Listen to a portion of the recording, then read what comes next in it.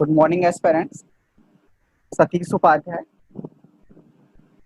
आपका विदु एडुकेयर में आपका स्वागत करता हूं, जहां पे हम बहुत सारे गवर्नमेंट एग्जाम्स के बारे में तैयारी करेंगे, उनके बारे में समझेंगे, उनके सिलेबस को डिस्कस करेंगे।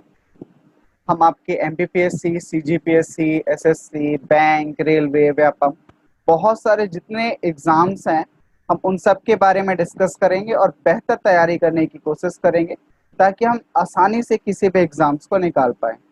आसानी से मैं इसलिए कह रहा हूँ, यदि आप तैयारी करेंगे तो आसान है, वरना बहुत टफ है। आज जिस तरीके से कंपटीशन लगातार बढ़ रहा है, उस चीज को ध्यान में रखते हुए, इसी बात को ध्यान में रखते हुए हमने इस कोर्सेज को स्टार्ट किया है। इसमें हम आपके साथ पहले सिलेबस डिस्कस करेंगे, चीज़ों को और बेहतर करने की कोशिश करेंगे, सिंप्लीफाई तरीके से समझाने की कोशिश करेंगे ताकि आप उस एग्ज़ाम को बहुत ही आसानी से क्रैक कर पाएँ। यदि आप हमारे साथ लगातार जुड़े रहते हैं तो हम ये उम्मीद करेंगे कि आप बहुत ही आसानी से किसी भी एग्ज़ाम्स को निकाल पाएंगे। हम इसमें सबसे पहले आपके साथ आपके गोल को डिसाइड करेंगे, उसके बाद आपके प्लान्स को समझेंगे और उसके बाद हम उसके सिलेबस को समझने के बाद आगे के एग्जाम्स की तैयारी करेंगे। आप देख पाएंगे कि हम यहाँ पे MPPSC, CG, SSC, railway, bank, Vyapam, पटवारी हर एग्जाम्स की तैयारी कराते हैं और लगातार हम इस चीज़ को और बेहतर करने की कोशिश करते हैं। मैं सतीश उपाध्याय आपको इंडियन पॉलिटी, हिस्ट्री और फिजिक्स, ये तीन सब्जेक्ट के बारे में आपके डाउट्स क्लियर करूंगा, आपको बेहतर समझाने की कोशिश करूंगा, आपके कॉन्सेप्ट को क्लियर करूंगा, क्योंकि मेरा ये मानना है कि किसी चीज़ को रटने से बेहतर है कि आप उसको समझें, आप अपने दिमाग के अंदर उसके कॉन्सेप्ट वाइज क्लियर करें ताकि ताकि उस सब्जेक्ट को बहुत ही आसानी से हम समझा जा सके। जनरली क्या होता है कि जब हम हिस्ट्री पॉलिटिकल की बात करते हैं तो लोगों के दिमाग में रहता है कि हिस्ट्री, मुझे सन कैसे याद होंगे, चीजें कैसे होंगी। मैं भरोसा दिलाता हूं आपको कि हम इस चीज को बहुत ही आसान तरीके से सिस्टमेटिक एक सिस्टम वाइज रिवाइज करेंगे, पढ़ेंगे ताकि हम उसको बेहतर और बेहतर कर सकें। आज हम यहाँ पे इंडियन पॉलिटी के बारे में डिस्कस करने वाले हैं। तो इंडियन पॉलिटी को पढ़ने के दो तरीके हैं। या तो आप लक्ष्मीकांत पढ़िए, जिसमें, या और भी दूसरी बुक्स पढ़िए जिसमें आपके कॉन्स्टिट्यूशन से स्टार्ट किया गया है। मेरा ये मानना है कि यदि आपको भारतीय राज्य व्यवस्था पढ़नी है तो आपको उसके पहले से समझना होगा। आपको ये समझना होगा कि उस समय क्या परिस्थितियां थी, हमारा देश किस स्थिति में था, ताकि ये जो बाहर से आने वाली कंपनियां हैं, चाहे वो पोर्टुगीज हो, फ्रांसीसी हो, डच हो, ब्रिटिश हो, कोई भी हो, वो ऐसी क्या परिस्थितियां थी जिससे वो यहाँ पे आए और धीरे धीरे करके हम पे पहले व्यापार के लिए आए, ट्रेडिंग के लिए आए और धीरे धीरे वो हमारे यहाँ आकर के शासन करने की स्थिति में बन पाए। तो इसी चीज को समझेंगे, फिर धीरे धीरे हम राज्य व्यवस्था की तरफ बढ़ेंगे कि हमारा संविधान कैसे बना, किस अनुच्छेद में कितने भाग हैं, ये सारा हम उसके बाद लगातार डिस्कस करते रहेंगे। तो इस चीज को समझने के लिए मैं आपको दो अलग अलग पार्ट में समझाने की कोशिश करूंगा, जिसमें हम ये समझ पाएंगे कि हमारा कॉन्स्टिट्यूशन कैसे डेवलप हुआ था। जैसे आप पहले भाग में देखेंगे कंपनी का रोल सन 1773 से 1857 तक का। जब 1773 से 1857 तक की हम बात करते हैं तो हम ये देख पाएंगे कि 1773 के पहले कंपनी मुख्यतः व्यापार के लिए जानी जाती थी, या वो सिर्फ व्यापार करने के उद्देश्य से थे।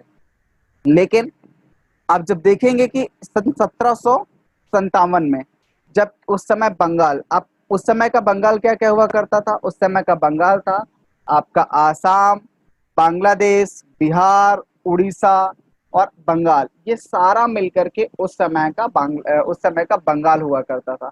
इतना बड़ा क्षेत्र था। यदि उस समय आप बंगाल पे अधिकार कर लेते, यदि आप बंगाल को जीत लेते हैं तो भारत का बहुत सारा हिस्सा आप एक बार में काबू कर पाते थे।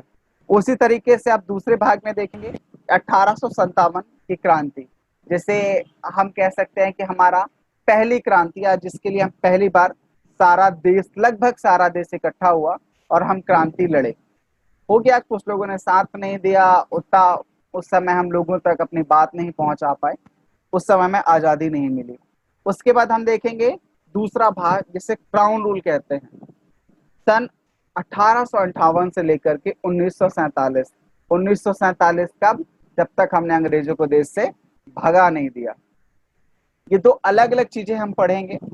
तो आज हम डिस्कस करेंगे, मैं आपके साथ यहाँ पर सिर्फ सिलेबस डिस्कस करने वाला हूँ, एक मोटा मोटा हम पार्ट समझेंगे। अब जब हम क्लासेस स्टार्ट करेंगे तो मैं एक एक भाग आपको बेहतर तरीके से लिखाते हुए भी, आप कहेंगे तो मैं पीपीटी से, या आप कहेंगे तो नोट से, हम दोनों चीजों के साथ डिस्कस करेंगे ताकि हम उस चीज को और बेहतर तरीके से समझ पाए। तो जब हम 1773 से 1857 की बात करते हैं तो उसको मुख्यतः 6 भागों में बांट लेते हैं। जैसे सन 1773 का पहला था रेगुलेटिंग एक्ट। अब आपको समझना होगा कि ये रेगुलेटिंग एक्ट क्यों आया, क्या जरूरत थी इसकी। तो रेगुलेटिंग एक्ट को समझने के पहले आपको इतिहास, जब आप हिस्ट्री पढ़ेंगे तो दो प्रमुख घटनाएं आपको पढ़नी पड़ेंगी। पहला आपको पढ़ना पड़ेगा बैटल ऑफ बक्सर, जो कि 1764 में हुआ। अब 1764 में बैटल ऑफ बक्सर क्यों हुआ? तो हुआ ये कि सिराजुद्दीन दौला, जो उस समय बंगाल के नवाब हुआ करते थे, तो उन्होंने क्या किया कि अंग्रेजों को ये अधिकार मिल गया था उनसे पहले कि वो व्यापार कर सकते थे, उनका वो टैक्स पे करना होता था, जो भी लगान टैक्स पे करना होता था। लेकिन उन्होंने ये कहा कि नहीं, मुझे लगान ज्यादा चाहिए, मुझे ये कर भी चाहिए, मुझे वो कर भी चाहिए। इस चीज को रोकने के लिए उन्होंने क्या किया कि ब्रिटिश के लगभग 133 लोगों को एक कमरे में बंद कर दिया। जब 133 लोगों को कमरे में बंद कर दिया और रात भर बंद रखे, तो उनमें से 126 लोगों की मौत हो गई। जब 126 लोगों की मौत हो गई तो ये कहीं ना कहीं ब्रिटिश को अंदर तक उनको झंझोर दिया। इसके कारण ही सन 1764 में बैटल ऑफ बक्सर हुआ। अब बैटल ऑफ बक्सर में सिर्फ बंगाल नहीं लड़ा, उसमें 3 लोग और लगे, बंगाल, अवध और मुगल एम्पायर। ये 3 लोगों ने एक साथ उस लड़ाई में भाग लिया और ये तीनों की हार हुई। आप उस समय बंगाल में कहेंगे तो मीर कासिम था, अवध में सिराजुद्दीन दौला था, मुगल एम्पायर में शाह आलम का शासन था। तो ये तीनों मिलकर के एक साथ युद्ध करते हैं। और ब्रिटिश से कौन लड़ा था? ब्रिटिश से लड़ा था रॉबर्ट क्लाइव। जब ये तीनों युद्ध हार गए तो इनके बीच एक संधि हुई, जिसे इलाहाबाद की संधि कहते हैं, जिसे 1765 से लेकर के 1772 तक चली। इसी में डुअल गवर्नमेंट का शासन जब आप पढ़ेंगे तो इसमें दोहरी सरकार व्यवस्था इसी टाइम पे चालू की गई, या डुअल गवर्नमेंट यहीं पे स्टार्ट हुआ। अब एक चीज और समझने की है कि ये व्यापार करने इतनी दूर कैसे आ गए, या इसके पहले व्यापार नहीं करते थे? तो आप देखेंगे कि यूरोप के साथ जो हमारा व्यापार है ये बहुत पुराना है। लगभग तीसरी और चौथी शताब्दी से हम मुगल से व्यापार, यूरोप से व्यापार करते हुए आ रहे थे। तो पहले हम थल के माध्यम से व्यापार करते थे या जमीन के तरीके से व्यापार करते थे। फिर आप जब पढ़ेंगे कि 7वीं शताब्दी के आसपास मुस्लिम शासकों ने अब का, कहेंगे तो लाल सागर वाला जो भाग है उस पर अधिकार कर लिया। जब उस पर अधिकार कर लिया तो इनको व्यापार करना कर तो लेते थे, पर उनको बहुत ज्यादा टैक्स पे करना पड़ता था। तो उसके लिए क्या किया गया? तो उस समय जो पुर्तगाल के राजा थे उन्होंने कहा कि वो, आप उनको जब उनके बारे में पढ़ेंगे हिस्ट्री में, तो हम उनको नेविगेटर के नाम से जाना जाता है, या उनको साहित्यकार नेविगेटर कहते हैं। तो उन्होंने ही, पुर्तगाल के थे, उन्होंने ही भारत को खोजने के लिए पहली बार सन 1494 में भेजा, जो कि भारत नहीं पहुंचा, जैसा हम सब पहले जानते हैं कोलंबस को। फिर दूसरी बार खोजा, तब दूसरी बार भारत पहुंचे। तो जब हम आगे हिस्ट्री में पढ़ेंगे तो कहीं ना कहीं वो कॉन्सेप्ट्स हमारे अंदर और क्लियर होंगे। तो हम रेगुलेटिंग एक्ट की बात करते हैं।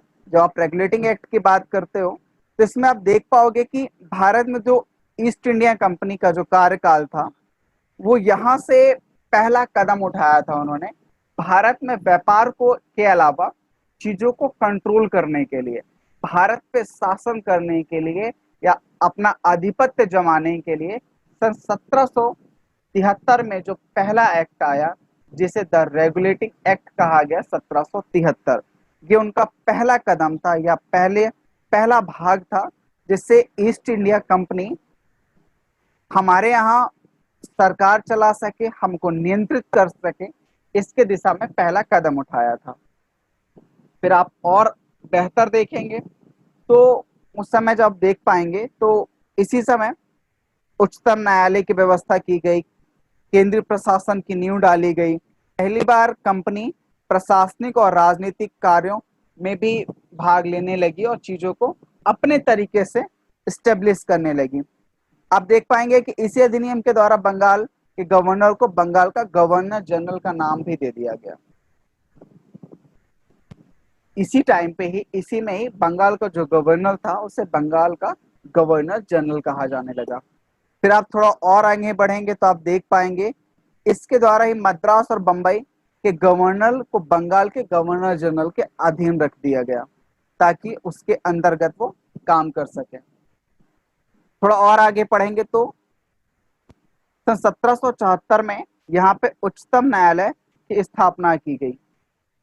किसके? उच्चतम न्यायालय की स्थापना की गई, जिसमें एक मुख्य न्यायाधीश थे और 3 अन्य न्यायाधीशों की नियुक्ति की गई सन 1774 में। इसमें आप देखेंगे कि यहीं पे 1774 के बाद ही जो डुअल गवर्नमेंट का कॉन्सेप्ट था यहाँ पे समाप्त हो जाता है। ये बेसिक था जो हम डिस्कस करेंगे। मैं यहाँ पे आपको एक तरीके से उसमें उस समय जो मुख्य मुख्य बिंदु थे हम सिर्फ उसको डिस्कस कर रहे हैं। जब हम अपने स्टडी को कंटिन्यू करेंगे, जब अपने सिलेबस को समझेंगे तो हम और बेहतर तरीके से इस चीज को समझ पाएंगे। फिर हम देखेंगे 1784, जिससे पीट्स इंडिया एक्ट कहा जाता है। पीट्स इंडिया एक्ट मुख्यतः इसको याद करने के 2 कारण थे। पहला तो कारण ये था कि ब्रिटिश ईस्ट इंडिया कंपनी को 2 अलग अलग भागों में बांट दिया गया था। पहला जो भाग था वो सिर्फ व्यापार के लिए काम करता था और जो दूसरा भाग था वो कहीं ना कहीं पे बोर्ड ऑफ कंट्रोल का यहाँ की पॉलिटिक्स, आर्मी, यहाँ के जो लोकल गवर्नेंस थे, इस चीजों को कंट्रोल करता था। तो जो ये प्रमुख भाग थे, यहीं पे कंपनी चीजों को अलग अलग भागों में बांटती है। इस चीज को हम यहाँ पर समझेंगे। इस यहीं पे भारत में कंपनी के अधीन क्षेत्र को पहली बार ब्रिटिश आधिपत्य का क्षेत्र भी कहा जाता है। यहाँ पे ये समझने की बात है कि भारत में कंपनी के अधीन के जो क्षेत्र थे वो यहीं पे पहली बार ब्रिटिश आधिपत्य का क्षेत्र भी उनको कहा गया। ब्रिटिश सरकार को भारत में कंपनी के कार्य और उसके प्रशासन पर पूर्ण नियंत्रण प्रदान कर दिया गया। इसी act was significant to the first company, the Indian were the first time called British। मैं आपको जैसे कहा कि यहाँ पहली बार था जबकि ब्रिटिश भारतीय क्षेत्र को ब्रिटिश आधिपत्य क्षेत्र कहा गया। उसके बाद जब आप थोड़ा और आगे बढ़ेंगे 1786 देखेंगे। 1786 में भी जो प्रमुख बात थी जिसमें लॉर्ड कॉर्नवालिस ने अपना बात रखी कि मैं यहाँ पे शासन करूंगा या इस चीज को कंट्रोल करूंगा, इसके मेरे 2 प्रमुख बिंदु होने चाहिए थे। तो पहला ये कहा गया कि उनको स्पेशल काउंसलिंग पावर चाहिए और उनको ये अधिकार मिले कि वो उसके ऊपर भी अपने डिसीजंस रख सकें। फिर आप देखेंगे कि 1793 में चीजें हुई। उसके अलावा लॉर्ड कॉर्नवालिस 1786 से लेकर के 1793 तक थे। इन्होंने ही लैंड रेवेन्यू पॉलिसी लेके आए थे। अब जो हम डिस्कस करेंगे कि लैंड रेवेन्यू पॉलिसी बहुत सारी अलग अलग टाइप की आई। जो पहला लैंड रेवेन्यू पॉलिसी था उसमें आप देख पाएंगे कि जितना किसान खेती में पैदा करता था उसका 89% गवर्नमेंट टैक्स के रूप में ले लेती थी। उसका 6% जो था वो आप जिनको कहते हैं कि उस समय जो कर्जा दिया करते थे या जो किसानों की जमीन अपने पास गिरवी रख लेते थे, जमींदार कहते थे उनको, उनके पास। और जो बचा कुचा 5% था जो किसान अपनी मेहनत से उगाता था, उस पूरे प्रोडक्शन का सिर्फ 5% उसके पास हुआ करता था। तो अलग अलग टाइम में पॉलिसीज लगातार बदलती रही। तो जब लॉर्ड कॉर्नवालिस को हम पढ़ेंगे तो इन्हीं के टाइम पे हम पढ़ेंगे कि लैंड रेवेन्यू पॉलिसी आई। और जो कि लैंड रेवेन्यू पॉलिसी बहुत इंपॉर्टेंट थी टैक्स कलेक्शन के लिए और चीज़ों को लेकर के। फिर जब हम थोड़ा और आगे पढ़ेंगे तो हम पढ़ेंगे चार्टर्ड एक्ट। एक चीज़ समझने की है कि चार्टर्ड एक्ट लगभग हर 20 साल में चार्टर्ड एक्ट आया। आप देख पाएंगे 1813, 33 और फिर 53। तो लगभग हर 20 साल में एक अवधि, एक वो टाइम लेते थे और उसके साथ ही उस चीज़ को थोड़ा सा बदलते थे। इस 20 साल में हमने ये किया, अगले 20 साल के लिए हमारा ये है। इसमें भी दो चीजें थी जिसको आप सबसे इंपॉर्टेंट करना है, ट्रेड ऑफ टी जो हम डिस्कस करेंगे, ये ट्रेड ऑफ टी, और दूसरा था ट्रेड ऑफ चाइना। ये दो प्रमुख बिंदु थे जिसको हम आगे चल करके डिस्कस करेंगे कि ये ब्रिटिश ने क्यों अपने पास रखे, इससे क्या फायदा था उनको, क्या क्या और चीजें थी।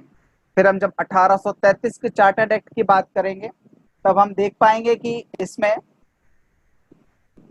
जो बंगाल के गवर्नर जनरल थे उनके अधीन दो और प्रांतों को रखा गया, जिसमें एक था आपका मद्रास का गवर्नर और दूसरा हुआ करता था बंबई का गवर्नर। इस तरीके से बंगाल के जो गवर्नर जनरल थे उनके अधीन कर दिया गया आपके बॉम्बे को और मद्रास को, दोनों के लेजिस्लेटिव को बंगाल के लेजिस्लेटिव के नीचे रखा गया, या उन पे कहा गया कि आप इनसे अपने तरीके से चीजें व्यवस्थित करा सकते हैं। यहाँ से ब्रिटिश ईस्ट इंडिया कंपनी व्यापारी निकाय को समाप्त कर दिया और विशुद्ध रूप से प्रशासनिक निकाय के रूप में काम करने लगा। ये चीज समझने की है। यहाँ से वो सिर्फ व्यापार को छोड़ करके हमारे ऊपर पूरे तरीके से आधिपत्य करने लगे और अपने हिसाब से हमारे देश के tax collection, law and order, इन चीजों को अपने हिसाब से बदलने लगे, अपने सहूलियत के हिसाब से उनको लगातार बदलने लगे। फिर आप देख पाएंगे कि 1833 में ही सिविल सेवा सर्विसेज को सबके लिए ओपन कर दिया गया, 1833 में ही। फिर आप थोड़ा और आगे पढ़ेंगे तो 1863 में रविन्द्रनाथ टैगोर का नाम आप सबने सुना होगा। रविन्द्रनाथ टैगोर के जो बड़े भाई थे सत्येंद्रनाथ टैगोर, वो पहले भारतीय थे जिन्होंने सिविल सेवा सर्विसेज का एग्जाम क्लियर किया था। तो हम उनके बारे में थोड़ा सा पढ़ेंगे, कंपनी के विस्तृत पॉलिसीज को समझेंगे। फिर आप देखेंगे कि 1853 आता है। तो जब 1853 के बारे में हम डिस्कस करेंगे तो इसमें पहली बार गवर्नर जनरल की परिषद को विधि एवं प्रशासनिक कार्य को अलग कर दिया गया। यहाँ पे दो अलग चीजें हुई कि लेजिस्लेटिव और उनके जो फंक्शंस थे गवर्नर जनरल काउंसलिंग, उनको अलग अलग भागों में बांट दिया गया। इसमें 6 नए मेंबर्स को शामिल किया गया। अब 6 नए मेंबर्स में आपके 4 बंगाल के थे, बम्बई, मद्रास और आगरा के भी लोगों को शामिल किया गया। एक लेजिस्लेटिव बनाई गई, एक काउंसलिंग बनाई गई, या जिसमें 6 नए मेंबर्स को शामिल किया गया। एक इंट्रोडक्शन एंड ओपन, आप यहाँ पे आप देख पाएंगे कि ओपन सिस्टम रखा गया जिसमें कि सिविल सर्विसेज, जैसे मैं पहले बता चुका हूँ, यहाँ पे सिविल सर्विसेज को लोकली या ओपन कर दिया गया, आप सभी कोई इसमें भाग ले सकते हैं। ये आपके 1853 तक की बातें थी। फिर हम जैसे जैसे और चीजों को समझेंगे या और बेहतर करेंगे ताकि हम उस चीज को और अच्छे से समझ पाए। इसी में पहली बार भारतीय केंद्रीय विधान परिषद को स्थानीय में डाला गया, या आप ये कह सकते हैं कि पहली बार ब्रिटिश में इन चीजों को भी लेकर के या यहाँ के लोकल गवर्नेंस को भी शामिल किया गया। ये हम सिर्फ आज इंट्रोडक्शन पार्ट को समझ रहे हैं। फिर हम जब नियमित क्लास करेंगे या कंटिन्यू क्लासेस करेंगे तो हम इस चीज को और बेहतर तरीके से पढ़ पाएंगे। तब तक के लिए घर पे रहे, सेफ रहे और अपने गोल्स को, चीजों को व्यवस्थित करने की कोशिश करें। तब तक के लिए goodbye, take care, see you.